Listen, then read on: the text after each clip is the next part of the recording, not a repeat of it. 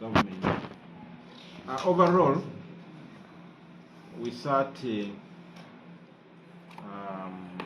registered 868. Last year was the highest number we ever registered. I think because of COVID, they were repeating. But out of the 868, only 862 sat, 6 were absentees. I don't know what happened to them. And out of the 862 who sat, at least they were able to get at least 1 point and above. The majority got at this year. Our best has got 19. Okay, three of our students have got 19, and they are our best, I would say. The difference is that our best last year got 20, and I think we had some 19s and so on. So this year the difference is that we don't have one student who got 20, but the best still is PCM with 19, and the two other in art. This one is maybe the uniqueness. Our art students have always, I think, scored, the best have always scored about a 17. Normally don't go beyond 17, but this year, among the 3 students who excelled, 2 were arts. The best was science with PCM, 19, and 2 were arts. 2 were arts. That is history, CRA, and the literature, and history, CRA, and the Masala. So, but from there, we got 80 students with 18 points. These are scientists with the biology, chemistry, and mathematics. We got 11 students with 17 points. These are also scientists with BCM.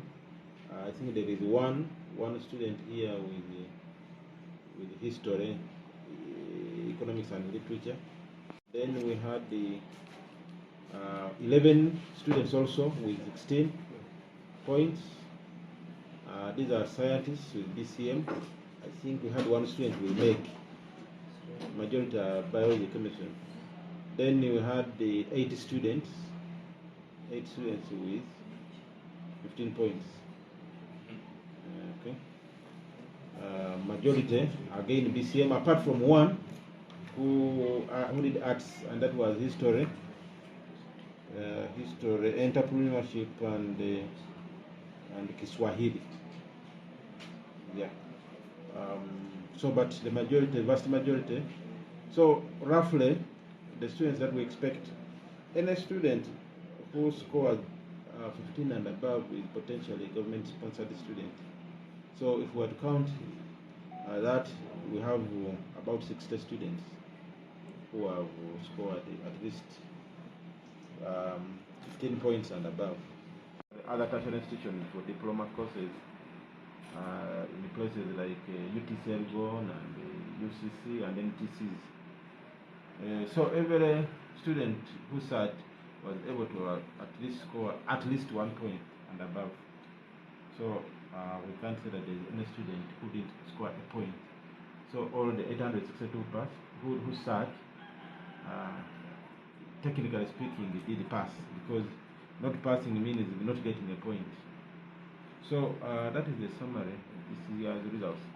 Whereas we didn't excel to get a 20, but this year's results seem to be better. Biology, the other subjects were done quite well, with students excelling, many of them getting A's, and many of them getting B's, a few with C's, and so on, like you would say. So if it weren't for biology, I think students would have performed quite well.